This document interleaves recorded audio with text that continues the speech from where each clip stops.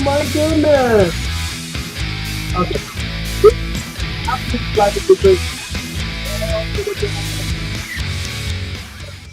Okay, sorry guys. We have had a whole host of technical problems, and I can see right now that Alicia, one of the problems that we have is that my little Rode here, my good mic is not connected and it's not working, and I don't know why.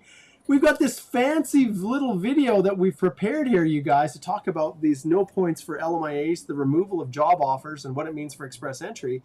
And now I have a junky audio that is not connecting properly. And so who knows what it is, Alicia? It's been one of those days. All right, let's see if we can hear you. Can you say something? Oh, hopefully you can hear me. It's running through my computer, so We can hear you, and well, I don't need this anymore, apparently, my fancy mic, because you guys are getting the low-grade audio, which is ironic because this is supposed to be our Canadian Immigration podcast where the audio is sultry and all nice, and it's built up in such a way that we can't really just shut it off and restart it. Goodness, I've never had so many issues. Yeah, I just don't get why it is no longer picking up my audio. Anyways, you're living the dream here with us, you guys, and we are definitely going to be covering a whole bunch of things that relate to the recent announcement from Minister Miller. And where else do you go for information? Well, you go to Minister Miller, who posts comments describing his own interview, where he commented to whatever paper, in this case the Financial Post, confirming that Canada removes points through LMIA amidst immigration fraud. Now, we know that this is not yet law, as far as I can tell. It hasn't been brought up, or But Alicia, what's your initial take when you see something like this? yeah. And so we were hoping that this wouldn't happen because this significantly affects people who have already gone through the process. They've been working in Canada. They finally got their Canadian employer to go through that lengthy labor market impact assessment process.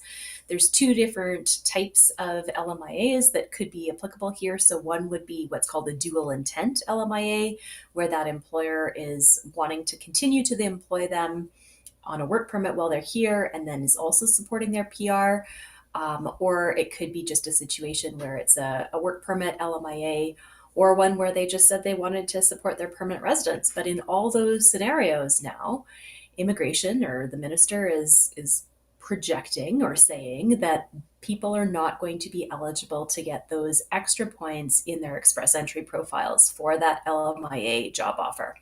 And this is a highly technical area, and so we wanted to break it down. One of the resources that is helpful is to look at the regulations and to look at the ministerial instructions. And so those are two things to change in order for these comments by the minister to become reality. And so the first thing is taking a look at, where are we? What's going on with immigration right now?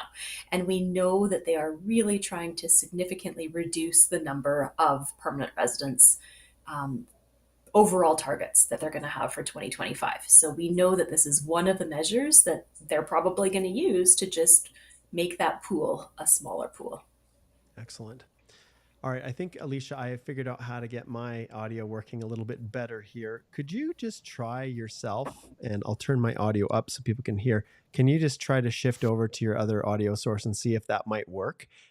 Yes, technical difficulties are always challenging, but once we get this going, you guys are going to have your socks knocked off with all of the tremendous insight we're sharing on the impact of express entry.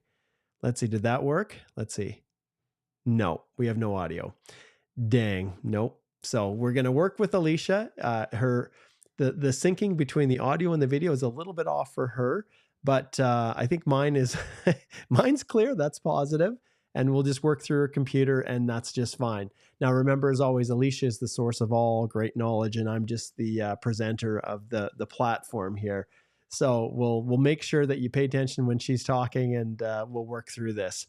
Okay, so those of you who are tuning in, just to get everybody up to speed, we had a little bit of technical difficulties initially, but really what Minister Miller has announced right here, if you're just connecting in, is this removal of points for LMIAs through the express entry system.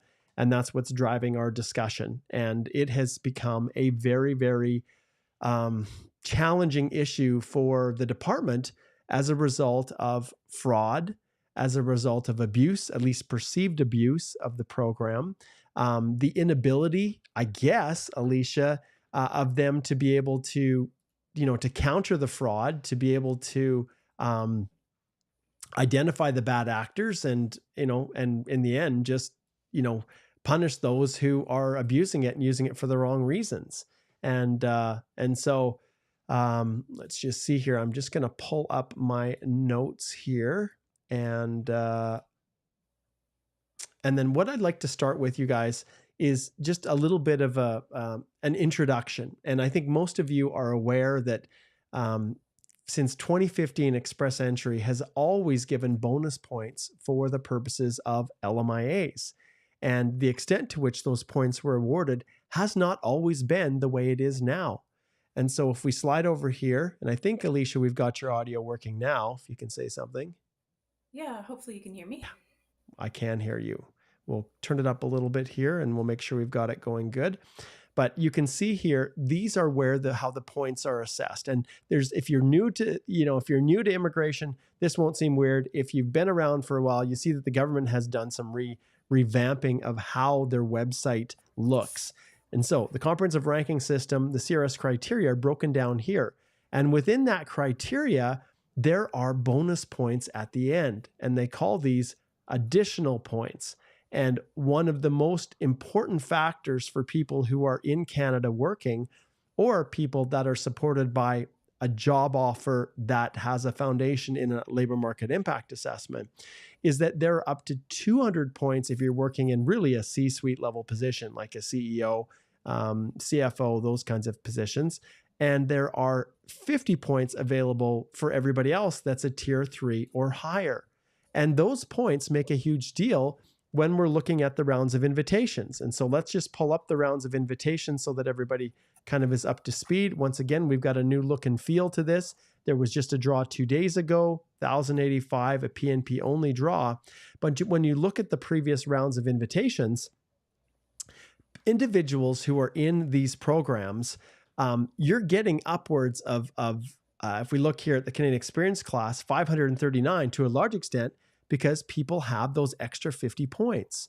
And lots of people who are applying to come to Canada through Express Entry and they're outside of the country are really out of luck because they can't compete with individuals that have the extra 50 points for here, and that also have, if we go up to the top here, if they also have the Canadian work experience points here, which are up to 70 if you have a spouse and 80 if you are single. And so these points make all the difference when it comes to getting these extra sufficient points to be drawn under a general draw, which right now we've only seen the Canadian Experience class. So Alicia, as we talk about this historically, one of the things that people don't realize is when Express Entry was first created in January of 2015, there were 600 points attributed to individuals that were in skilled occupations, at the time, NOC B or higher, now tier 3 or higher, or tier 3 to 1 or lower maybe, that had LMIA-based work permits and LMIA-based job offers. And so it virtually guaranteed them to get an invitation to apply, just like the nomination does today. But what happened was they realized very quick that all the food service supervisors were getting all the LMIAs, and the executives who were working at these publicly traded companies were not getting invitations to apply because they're often a little bit older and they didn't have, although they may have had bachelor's or master's, that the age points that they lost were basically making them rank too low to get ITAs. So they then made the changes, which is really the most recent change that we have. And I can't remember exactly when it happened. Maybe it was, I don't know, 2018 or 2019. It seemed like it was pretty quick after, maybe it was even 2017. They made changes so that they reduced the number for general kind of arranged employment to 50, and then gave 200 points to compensate for the age and other factors for those working in high-level executive positions. And now, when it comes to the additional points, there's a real issue that we're dealing with here, because you can see here, arranged employment still has 50, but this is what they're looking at removing, is this 200, at least as it relates, Alicia, to the labor market impact assessed based job offers. So maybe you can talk a little bit about some speculation here. So what do we know, at least at this stage, what the minister at least means by LMIA points and LMIA-based job offers? Yeah. So maybe Mark, you can pull up the instructions. And so there are two sources. So one of them is going to be the regulations themselves. So if we look at the Immigration and Refugee Protection Regulations, Section 82 of the regulations, Section 82 sub 2, talks about arranged employment points. And this is the selection criteria. So this is where we're talking about arranged employment, not for the 50 points, but for the 10 points. So this is where, if you're looking at a federal skilled worker application, historically, or up until now, people would also get points towards that 67 pass mark for arranged employment. And if we look at the breakdown for arranged employment points, you can see that under sub 2, we have a few different categories. We've got sub 2A, sub 2B, sub 2C, sub 2D. And so immigration has kind of interpreted this. And so if you go to the IRCC website and you look at federal skilled worker selection criteria, arranged employment. So this is federal skilled worker selection criteria, arranged employment. So not just kind of the general one, it gives you a little bit of a summary statement, but there's also one under the PDIs that talks about, so this one kind of gives you a little snapshot. So it gives you these situations.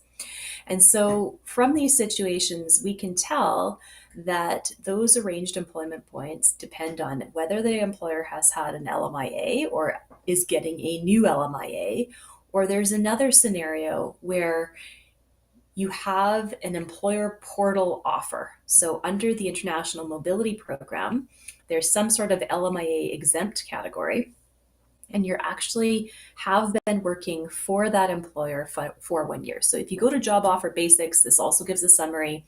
You can see that it has to be full-time, it can't be seasonal, it has to be paid. And here's where we've got the scenario. So I've also broken this down in the article that I wrote for the Healthy Immigration Law website that talks about what are the scenarios under which somebody can get those arranged employment points. And we're dealing with it on the front end when we're looking at federal skilled worker eligibility on the selection grid. And we're also dealing with it, just like Mark showed you, the 50 points for the comprehensive ranking score. So same thing in my article, I also break down what are the scenarios. So the ones that seem that they will be going away are the front end 10 points on the selection factor grid, and also the 50 points for a new LMIA or an existing LMIA where there's a named worker. What we're not sure is going away is hopefully they will retain scenario 3. Hopefully immigration will not do away with the 50 points for this last scenario, that you are on a high-skilled work knock, that you are exempt from needing an LMIA, but you have an employer-specific work permit. So it must be an employer-specific work permit. Open work permits will not count here. So you can't have a post-grad work permit, you can't have an open spousal work permit. Those will never count for this third scenario, arranged employment points. What could count is something like an intercompany transfer work permit, or one of the ones under the free trade agreements, like a free trade professional engineer, for example. If you're moving from one company to a related company in Canada and the employer has actually submitted that employer portal offer, you have actually obtained a employer-specific work permit, and you have worked on that employer-specific work permit for 1 full year, and your employer is giving you a new offer of arranged employment saying that they can intend to continue to employ you for another year after you get PR. In those circumstances, you might still be able to claim those 50 points. Perfect. Okay, so in our new world, lots of people are asking, what is the impact of this on my eligibility for express entry? So, like we talked about, Alicia, for the purposes of express entry, to get into the pool, you need to meet the eligibility criteria for the Federal Skilled Worker Program, or CEC. In the context of the Federal Skilled Worker Program, as Alicia has alluded to, there are points for job offers that go towards the selection criteria or being able to get into the pool if you have foreign work experience. work experience.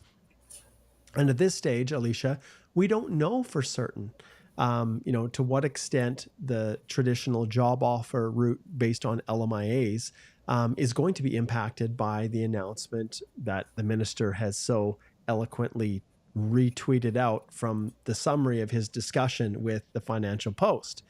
Oh man, I hate when he does that, but whatever, it is what it is. And so we're still waiting the official declaration, the backgrounder, the information that IRCC puts on their websites.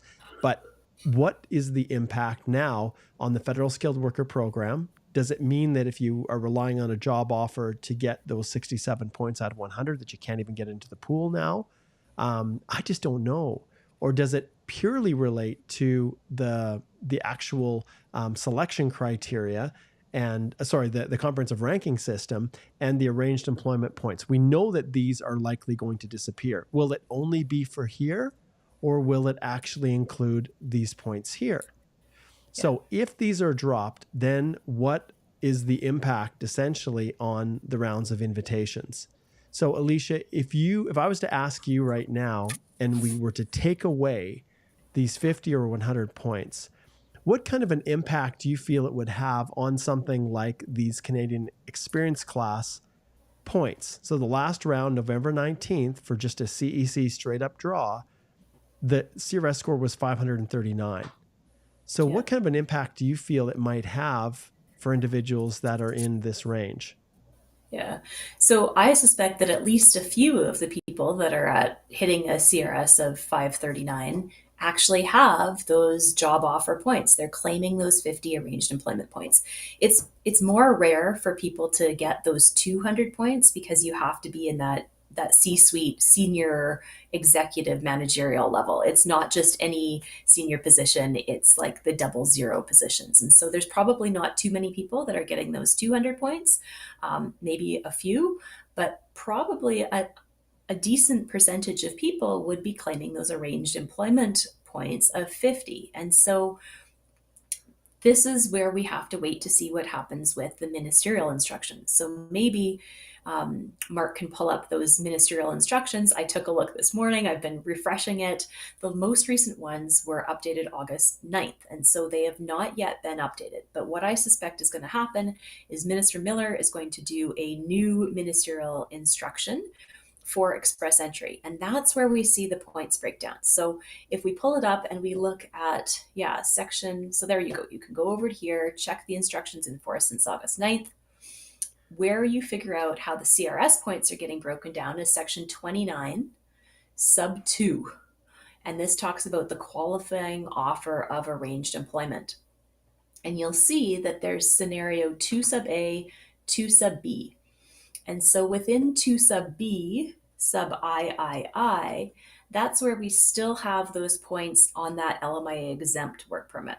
So what I suspect will happen is 29 sub 2 A and B will disappear except for that little last section. Hopefully they'll keep that for the IMP, but I think probably they will wipe out the points for LMIA-based scenarios, and we'll have to see. It's easier for them to change these ministerial instructions than it is to change the regulations on the selection grid for those 67 pass marks.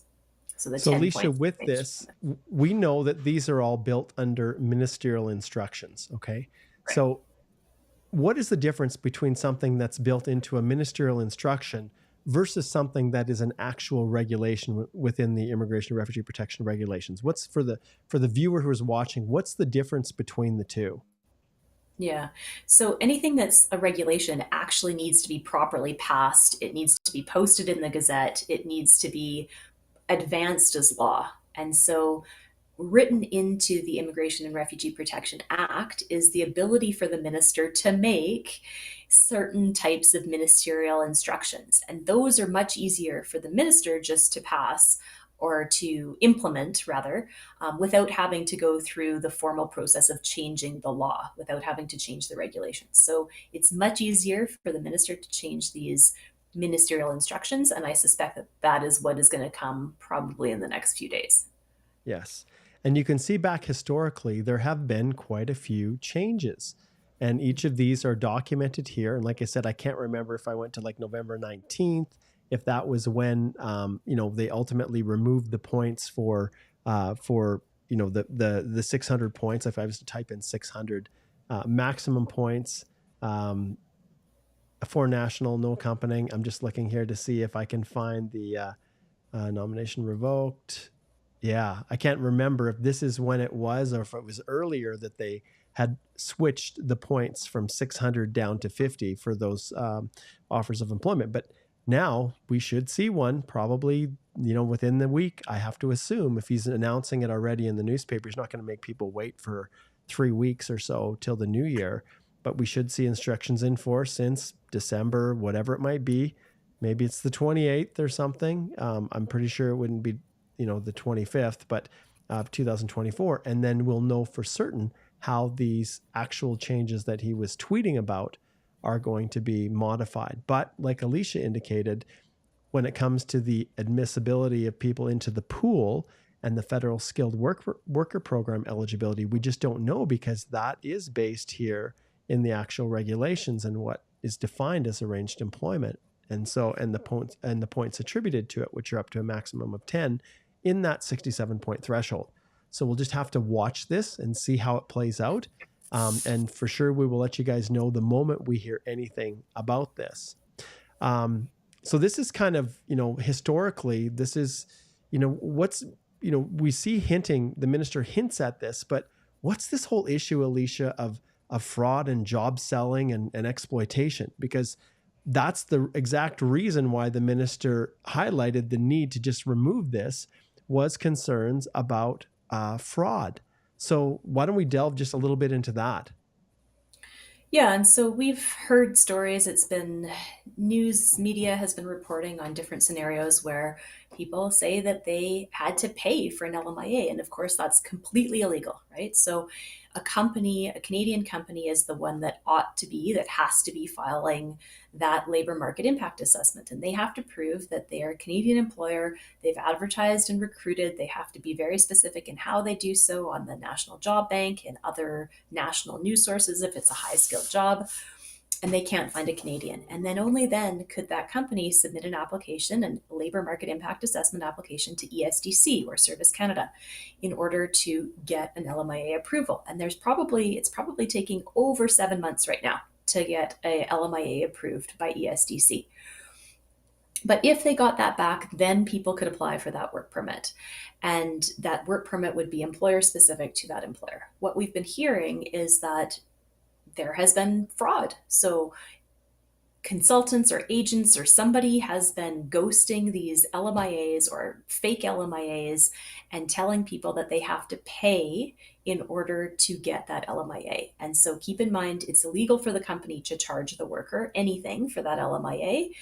It's the company's application. There's a $1,000 per position application fee that has to be paid directly by the company to ESDC. They cannot recoup that from the employees. So it's 100% illegal for anybody to be paying for an LMIA, but we've heard that that's been happening.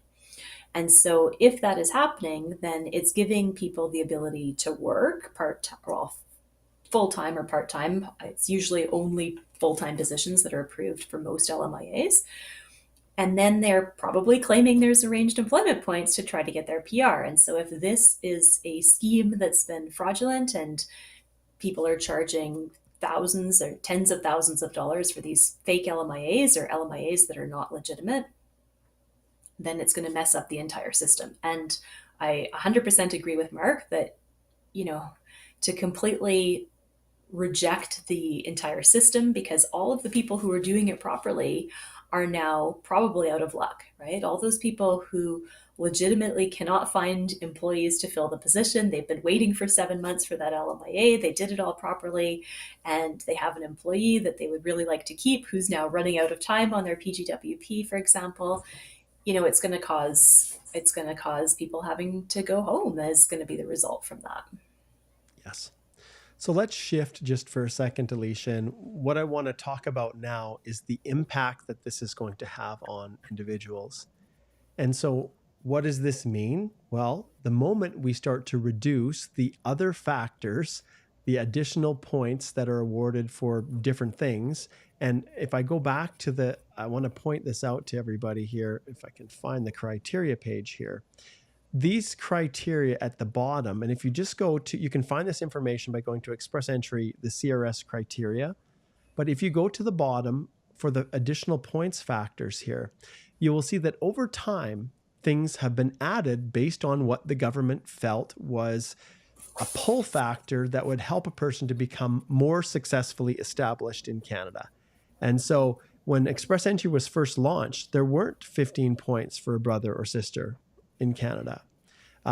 There were not 50 points for French language, a maximum of 50. The post-secondary education was present from the beginning, the 15 and 30, I believe. But like we talked about before, there was no distinction. Everybody here who had an LMIA-based job offer received 600 points. And then the provincial or territorial nomination was 600 points. So each time that these additional points were added as a bonus, the impact it had was directly on the CRS scores required to be granted an ITA. And in almost every case, it caused the minimum CRS scores. And let's go back here. Just give me a second. I've got a bunch of stuff open here. They've got all of these little drop downs now. But if we look at the previous rounds, I'm not going to go back to the beginning of time, but basically what it means is anyone in this Canadian experience class, there was a time, and I think, see, this is the full length of Express Entry. Not that I have it all locked in here, but they had general draws. What did they used to call them now? Open draws? I can't remember. No program specified. No program specified draws. So, and what we saw, there was a time when the lowest CRS score that I saw for those no program specified was 413 points, I believe. And that was a score that was pretty attainable for people who were not even in Canada. And so because there weren't all these extra points for LMIA based at the time, and this was immediately before the points were added for French and for siblings, it dropped down to 413 points because they were inviting large numbers of people, 4,000 or 5,000 in a round of invitations. But now with the addition of these other factors here, these additional factors, it caused the points to go up. So if we're now removing this right here as a possible option for points, there's only one direction that the CRS scores can go down for kind of the CEC or general draws. It can only go down because there's going to be fewer people. But here's the thing that I want people to understand. The people that are going to be hit the hardest by this news are people that are working in lower skilled jobs, tier 3, maybe tier 2, that are maybe receiving lower wages because the education required to work in those positions is not as high. And in effect, it's people, and I'm going to go right back to the criteria again to help illustrate this. It's people that have lower human capital scores on the face of it. So usually people that have LMIA-based job offers are able to get those extra 50 points to make up the points that they would otherwise lose for having lower education or maybe lower language scores. And so these are the areas right here, or maybe someone is a little bit older and are losing age points. Well, those LMIA-based job offers were able to kind of help level the playing field a little bit. Mm-hmm. So one of the most significant changes right now that's happened is that core human capital factors will become more of an issue, more of a factor. tongue in cheek, with the assessments and the CRS scores that are being awarded will be based more on human capital. Now, we don't ultimately know if they're going to make more changes to these bonus points, if they're going to say, well, we just don't want international students anymore, so we're going to drop off these points. Or maybe, well, siblings, who cares about siblings? We're going to drop them off. Each of those, if they were to be removed, would result in the scores going down. But remember, right now, part of the reason the scores are so high is because of this factor right here. We have so many people in Canada working on Canadian work permits that have gained Canadian work experience, and there's up to 70. Remember, if you're married or you have a spouse, you've got 35 points for the first year of Canadian work experience. It's 40 points if you're single, and that plays a big role. But never before, since the beginning of Express Entry, will human capital play a bigger factor in the assessments. What does it mean for you guys outside of Canada? Well, if you are someone who doesn't have Canadian work experience, some of you were relying on job offers to get those extra 50 points to make you more competitive. Well, you may not have those any longer, and likely you won't. But if you have, say, good French, or maybe you're still qualifying through French, maybe that's not a good example. If you just have really high human capital, and let me, I'll point out one other thing that in my Canadian immigration, in my course, one of the things that we have in our course, and I'm just going to scroll down here to the bottom when we get to the breakdown, I have in here, I've got too many things going on here. We'll get out of this page. This is the one I want.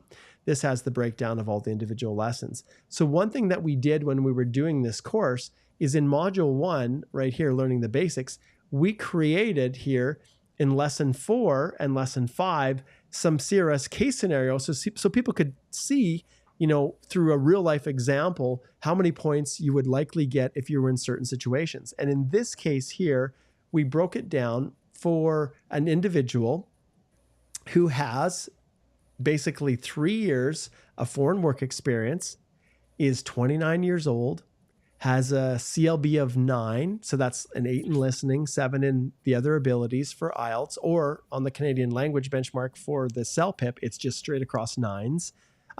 They have a master's degree, or they have at least 2 or more credentials, but really a master's degree. So you have those factors, master's, 29, 3 years of foreign work experience, and CLB 9. You're sitting at 469 points. And so individuals who have higher human capital, it is possible now that you may be able to qualify to receive an ITA from outside of Canada with no experience in Canada. But I think in the near term, individuals that have that 40 points or extra 35 points of Canadian experience class points are still going to be taking up the lion's share of the spots. Those of you who have French ability, well, that's the great leveler. But if you don't, I think it's still going to be tough as an FSW without Canadian experience, but this is starting to bring, things down. And this what are is your also, thoughts, Alicia? Yeah, this is also why I think they might keep the IMP, right? They might keep those arranged employment points in the third scenario. And the reason is because they're saying that they're focusing on probably 40% of permanent residents from Express Entry being people that have in Canada work experience. And in order to get those 50 arranged employment points under the third scenario, where you're working on a closed employer-specific work permit, you have to have accumulated a full year. And so that's different than the LMIAs. Like, you can get those 50 arranged employment points right now for LMIAs as long as you're currently working, or if the employer gets a new LMIA. And so there's no requirement under the other scenarios to have worked a full year. And so I think, and I hope, that they will keep the third scenario for people who have shown they've put in their time, they worked that full year in Canada under that closed employer-specific work permit. The employer is continuing to support them with that employer portal offer of employment. The employer has to pay $230 and submit that application. They get an A number, and then the applicant submits their work permit. But one thing too, Mark, I I have noticed that people are getting confused about how to answer those questions in their Express Entry profile, where it talks about, do you have job offer points? And so I'm hoping that IRCC will make this more clear, that if they are going to be changing the regulations and the ministerial instructions, they make it more clear in the portal when you can say yes in those drop downs. Because, in my opinion, you can only say yes if you have been working for the full year on the closed work permit and the employer continues to intend to employ you for a year after PR. So you can see on the IRCC website, it says, just having a work permit that's valid is not enough. You actually need to have a new job offer to support that as well. And so this is something where I think people are potentially running the risk of misrep if they do not have a new job offer to support that employment as well. Yeah. And BH says, this, she gives a classic example, or he gives a classic example of a candidate in this third option kind of a world. So, it says tier 0 candidate, ICT, 1 year working completed, currently in Canada and still working with same employer. Probability of this scenario as an exception to the pros change of points removal.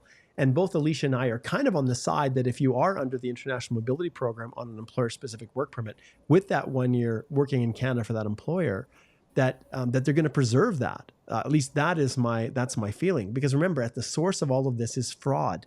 So they're concerned that people are selling these job offers, and the only way to cull this whole market, because as long as people are buying, and you guys that are paying for these are just as guilty as the employers and the agents who are facilitating this, whether it's consultants or, God forbid, lawyers. But the reality is, this is the only thing that the Liberal government feels they can do to curb this, because it's just spiraling out of control. And Alicia and I see it every day in our consultations. And with our solicitor-client privilege, we cannot disclose anything that a client is not willing to bring forward. And if someone is paid for their job offer, pretty sure they're not wanting to share that insight, because they're going to be, found to be inadmissible for fraud. And so it's we've seen all kinds of variations. You guys have heard about it.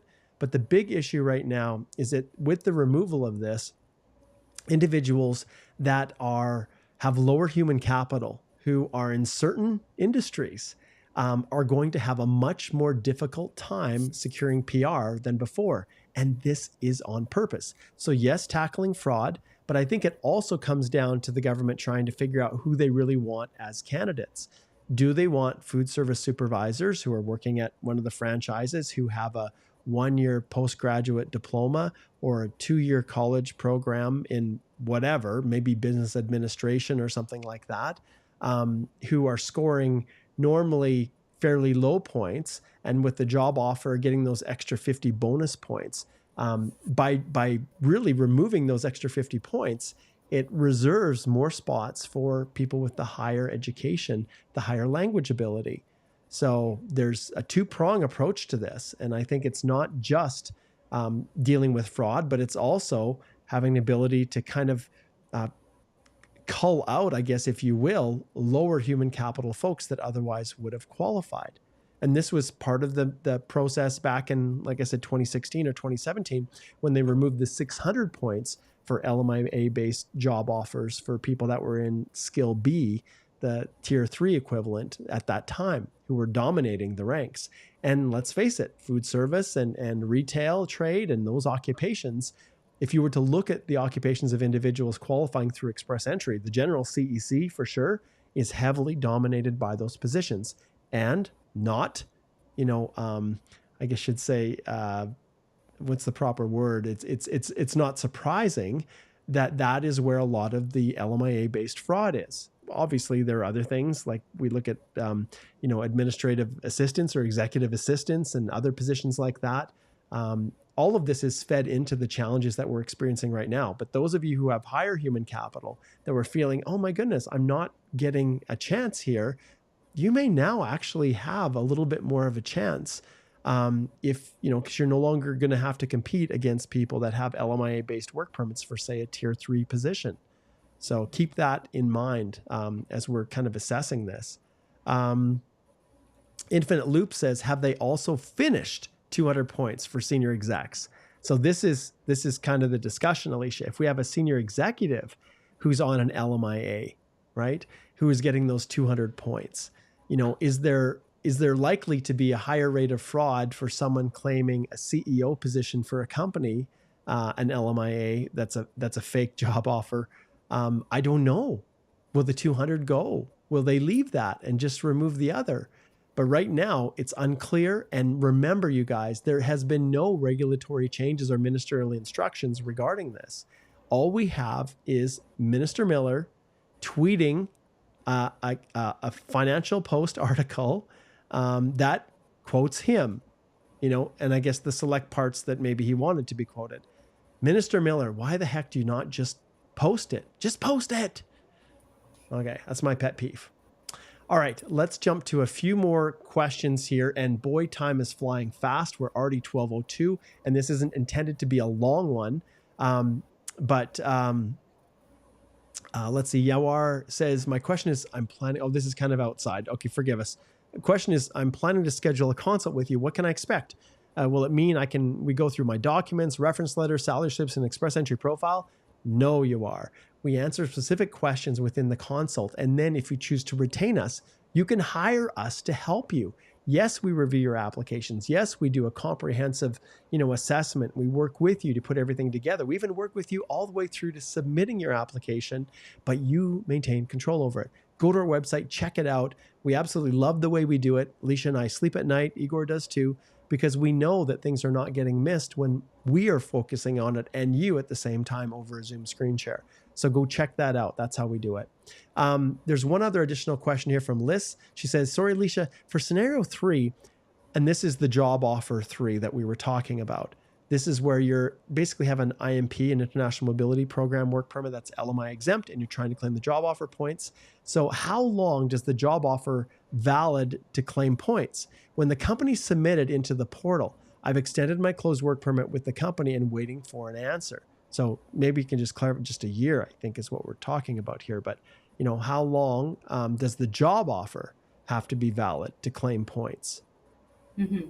So basically, Liz, just make sure that you've already accumulated a full 52 weeks, right? That you have 52 weeks full-time equivalent, so at least 30 hours per week under that closed employer-specific work permit. And then when they submit that offer of employment, so when they're doing that new employer portal offer on the renewal, this is where they're now saying, we want to continue to employ Liz for another year, and hopefully they've put at least a year term. So when they do that employer portal offer, they can decide how long they want to put based on what kind of eligibility criteria. So the length of the term of the new work permit depends on the category that you're applying for. So if you're on an intercompany transfer, you have to show that you've worked for that related company within the last 3 years, usually under the new program manuals. And so as long as they have put at least a year going forward and they are supporting that with a letter of employment to immigration that says we intend to continue to employ you for another year after PR, then hopefully that will meet the program criteria. If they've put a 2-year term, that gives you a little bit of buffer and a little bit of extra breathing space. So longer is usually better, but at least 1 year after PR is the requirements from the ministerial instructions. Yes. Okay. So now we know for individuals, CRS is going to be even more important. Your human capital, it's going to be worth more. It's going to be more valuable because it's going to have a greater weight compared to if LMIAs are removed and the 50 points or the 200 are gone. But there's consequences for employers as well, Alicia. And I feel really bad for the good guys, for the good men and women who employ people fairly, who treat them well, who have businesses that are really, they care about their workers, who pay them fairly, who abide by employment standards legislation, who give them time off when they're supposed to, who don't make them work more hours and not pay them overtime, who don't pay them and then say, I want this much money written on the pay slip in cash sent back to me. Or individuals who employ people in a completely fake arrangement where they're making up the pay slips and pay stubs because the person paid $70,000 to them to do this whole scam. So, but good employers, they're going to really have trouble leveraging this to keep their foreign workers if their CRS scores are a little bit lower. And so there's an impact on them. And obviously we talked about that. Certain sectors within certain industries are going to be hit more heavily where they rely more heavily on LMIA-based workers. So it's going to be interesting. We still have tons and tons of post-grad work permit holders in Canada that have open work permits who are not going to be able to extend with LMIAs. And now with the, less attractive nature of LMIAs, really the Liberals are saying we're trying to make it even more incentivizing for you to leave Canada. And that's what they're shooting for. So Is it going to increase, is it going to address the fraud? Well, hopefully it does. But boy, once again, like my tweet, it's really throwing the baby out with the bathwater. And I wish there was more enforcement. But I mean, it's also killing a few birds with one stone, because we've got LMIA processing times that are off the charts right now. Like, yes. ESDC says it's like something ridiculous, like 60 days processing, business days, 54 days, business days. Yeah. It's not. It's like 6 to 7 months, basically, for an LMIA. So, if people stop filing LMIA's applications, they're going to lose the processing fees, but now that backlog's hopefully going to come down. And I think too, Mark, they're saying, well, if employers are really serious about paying, and we know that they've also changed all the LMIA rules, right? You have to have that 20% uplift if you want to be meeting the wage brackets for high wage. And even in that scenario, we see still that the unemployment numbers are high. And so I think it helps kill that bird with a stone too, and say, there's Canadians out there and companies who may have wanted to keep their permanent resident employees. Unfortunately, if that permanent resident employee is not a superstar, like if they don't have human capital off the charts, they're super young and they're super educated, they've got perfect language scores, then I think the Canadian government is really saying, give that job to a Canadian instead. Yes. And when, this isn't the first time this has happened, you guys. So back in 2014, when the Conservatives were in power, Jason Kenney was the minister over the Temporary Foreign Worker Program, essentially.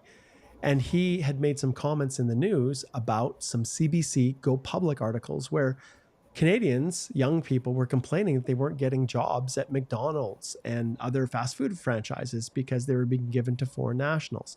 And at the time, where employers were applying for these LMIAs, it was easy to show that you couldn't find a Canadian to do a full-time position with your company, because most of the individuals filling these roles were students, whether they're high school students or university. They'd have class during the day, and so it wasn't difficult to post a full-time position that you couldn't find a Canadian or permanent resident to fill. But there was such an over-reliance on it that Minister Kenney at the time indicated that businesses were actually building their hiring strategy around the Temporary Foreign Worker Program. Flash forward to today, so the Liberals were elected in 2015, and then they started to soften a lot of these rules. Now, with that being said, one of the big failures of all of this has been the inability of the Temporary Foreign Worker Program to be able to police and properly vet applications to not allow it to happen in the first place. And there was, Reddit posts, and there's anonymous ESDC employees reporting to newspapers, talking about the fact that in some cases they felt their hands were tied and they couldn't dig into applications as deeply as they wanted to because they just didn't have time to process, and the backlogs and the pressure to just turn these things around. And so all of this has contributed to the problems that we're seeing right now. And, is it going to open up jobs now for Canadians and permanent residents? This is another goal that they're looking at. But, when I look at the overall numbers of LMIA-based work permit holders in, say, let's target the fast food industry, I have to assume that still the majority are post-grad work permit holders on open work permits. And it's heartbreaking to see what some employers do to these individuals. They do not pay them more than the absolute minimum wage because they don't have to. And does it have downward pressure on the wages in the industry? Yes, it does. And employers that are not good and don't treat their workers well and pay them like just really not even survival wages have an economic advantage over other businesses that do try to pay fair wages and literally put them out of business. And so the fraudsters succeed where the good businesses close down. And I know that's an oversimplification of the issue, and I don't want it to be, I don't want to do that, but we are seeing these types of issues. So, those are some of the things that we see that are driving this process and why the ministers come out with this. But many of you here, we've got about 460 people that are watching this live. People are saying, well, what are the broader implications? What does this mean for me? What should I do as a candidate? What are some of the strategies, or what should I now focus on if this is maybe not an option anymore? Well, we had a question here I'll pull up to kind of lead into this from Sumesh. He says, does the LMIA points, at least the removal of points for LMIA job offers, does that affect PNP applications? I'm working for a company in BC and the company is ready to give a BC PNP. I can still get the PNP points, right? So, Alicia, what are your thoughts on that question? Yeah, so this is something we see all the time, that people have, there's job offer requirements under various provincial nominee programs. And that is not the same as what we're talking about with arranged employment points and job offers for federal express entry. But those two systems do dovetail. So, Sumesh, if they take away those bonus points for LMIA, for CRS scores, it should not affect your, if you get a PNP nomination, that your 600 points should still be there. However, what Mark and I have been seeing is people who book consults and they say, well, I don't like my employer, or I want to switch jobs. Can I now do that after I've already got my provincial nomination? And that's where you run into a danger zone, because most of the provincial nominee programs have very specific employer criteria. They want to make sure that employer has usually done some sort of employer declaration form, that they have been in business for a certain number of years, that they have certain financial net revenue targets, that they have proper business licenses. And usually the PNP has to make sure that that's an eligible employer for the PNP stream that you applied for.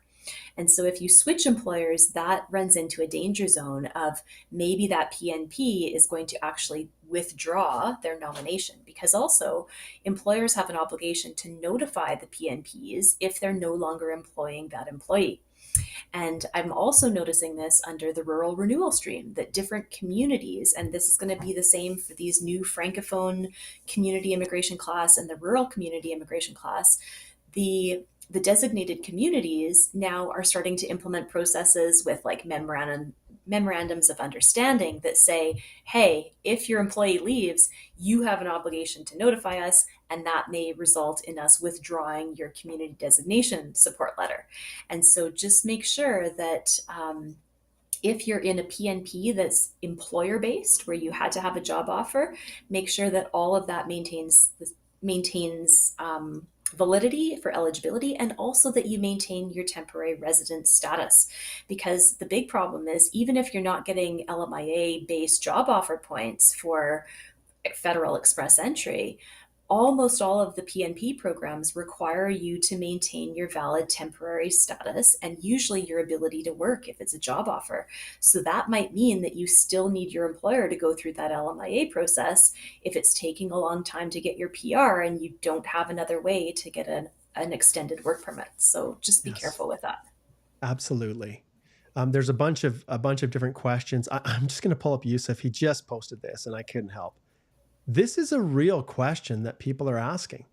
And I think for us who are involved in the industry, this is something that there are far greater consequences to doing this than a more measured approach. But Yusuf says, why don't Canadian government just stop the whole immigration process for a couple of years until those already here get some relief? Illegals are taken out of the country and the economy gets back on track.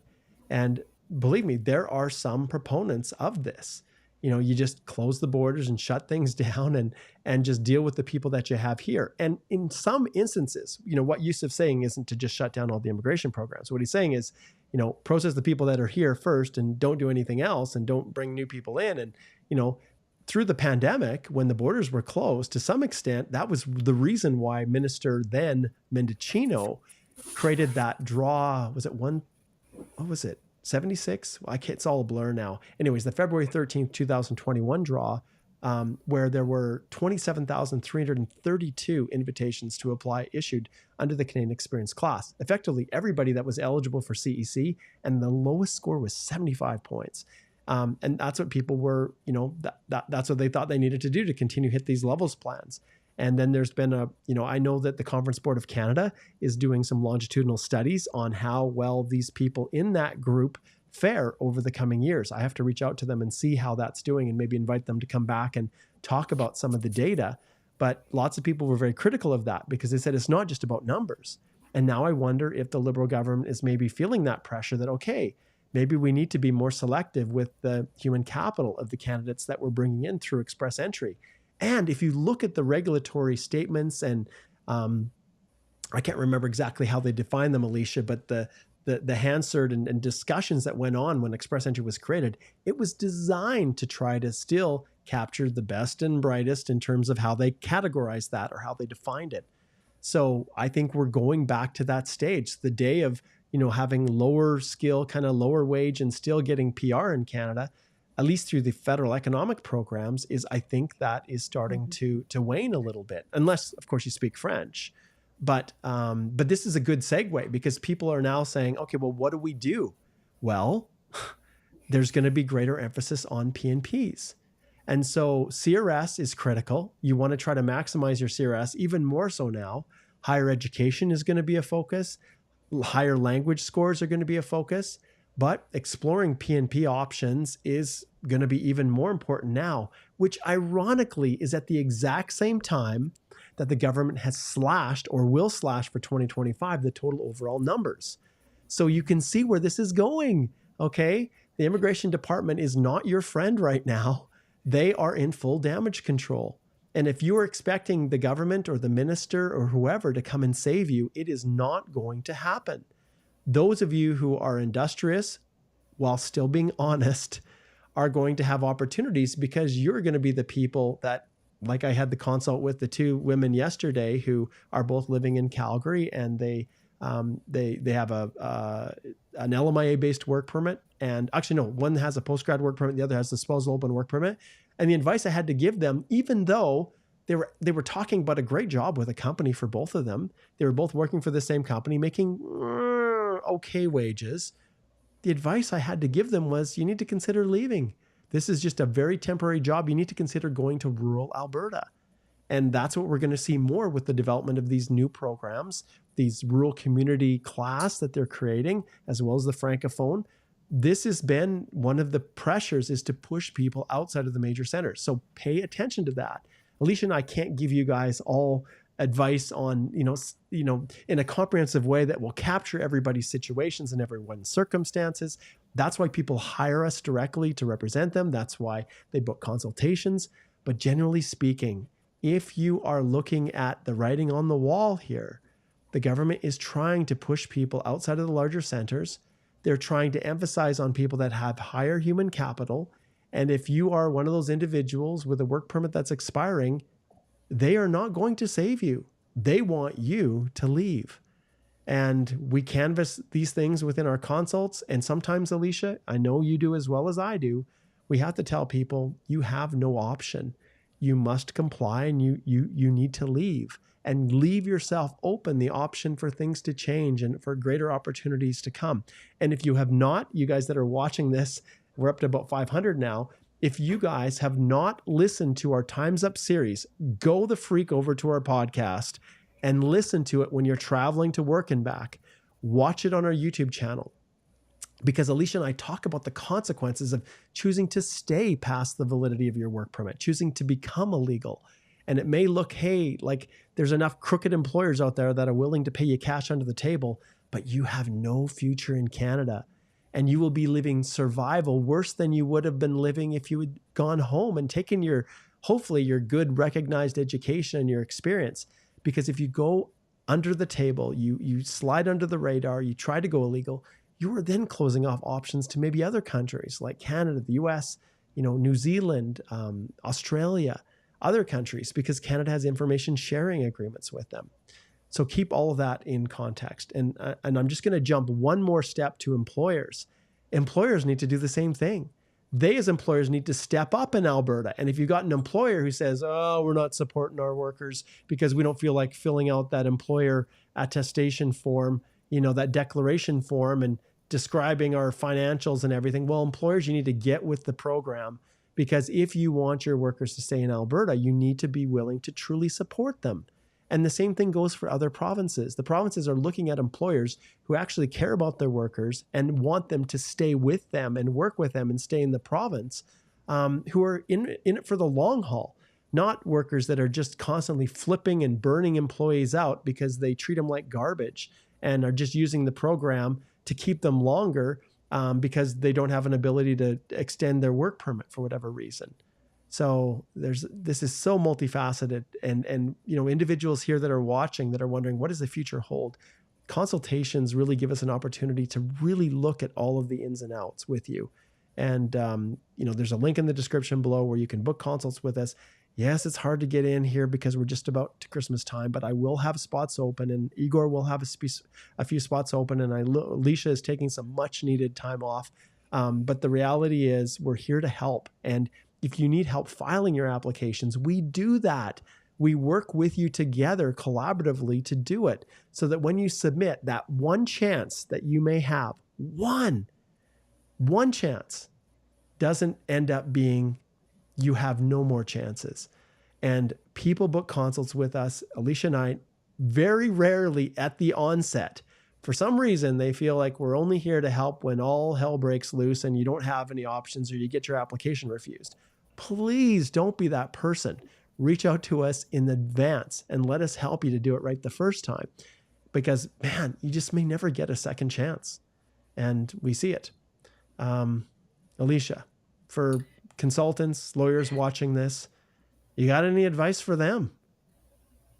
Well, I mean, I think it's a matter of trying to keep on top of all these changes, because it's every single day, basically, there's another regulatory impact statement, there's another change in the regs, there's another ministerial change, there's something coming out in the news, and then we have to wait for the fine print to actually be dropped. So make sure to keep on top of what is happening. There's so many changes with the study permits and provincial attestation letters, and the fact that you can't program stack anymore unless you had a legacy application. There's changes with postgrad work permits. We're still waiting to see what happens with narrowing who's eligible for the postgrad work permits in terms of like spousals. So everything is basically getting axed or changed or tightened up, and it's so important to keep on top of it. Yes. All right, guys, we're going to wrap it up here. Thank you for tuning in. Every Wednesday, 10 a.m. Mountain Time, we have our live Q&A. So we had that just before we went live here. This is going to be episode 156 of our Canadian Immigration Podcast. We wish that the audio was a little bit better for Alicia. We're not sure what the issues are. Someone said, Alicia needs a new headset. I don't think it is. I think it's her Microsoft. I'm a Mac user, but that's a different discussion.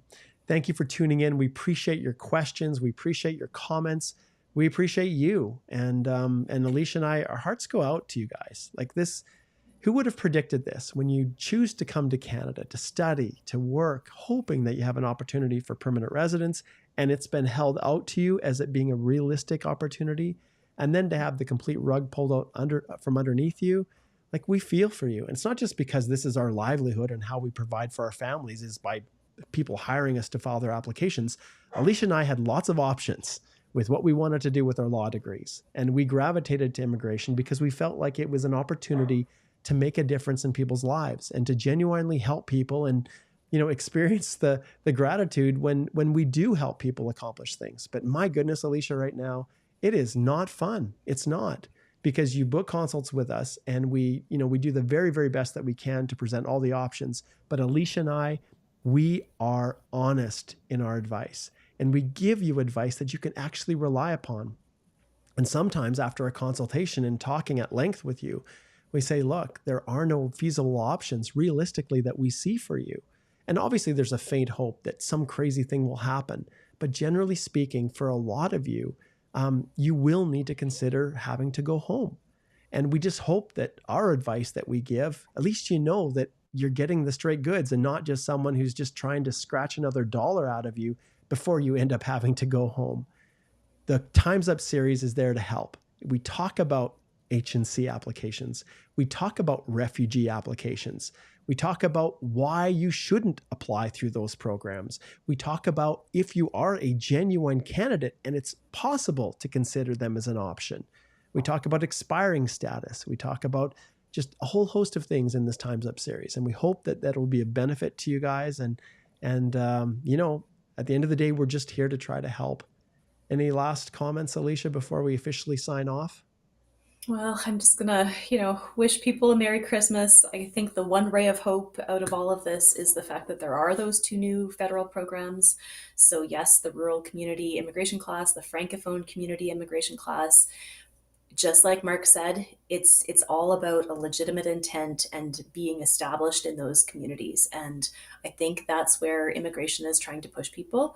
And so really be strategic about where you decide to do your degree, where you decide to settle and work with your family, because most of those programs require you to have multiple years of experience in that community and then support from an employer and the community itself. So hopefully there's a ray of hope, and I wish everybody a happy holidays. Yes, absolutely. And I'll just finish off with Tom, thank you so much. We are in a very noisy world of social media and the videos that we do. And when we have former clients and those who have booked consults come on and post comments like this, we really, really appreciate it. And same thing goes for Chaitanya. I also had pulled up one of his comments, but BK says we're planning to get you as a consultant for the fee. Is it one-time payment? Thank you. Just go to our website and take a look. All of the information is there, and we look forward to connecting with Yawar here, who has got a bunch of questions as well. And yeah, we're just here to help. So anything that we can do, that's why we do what we do. Okay, everybody. Thanks so much for tuning in today.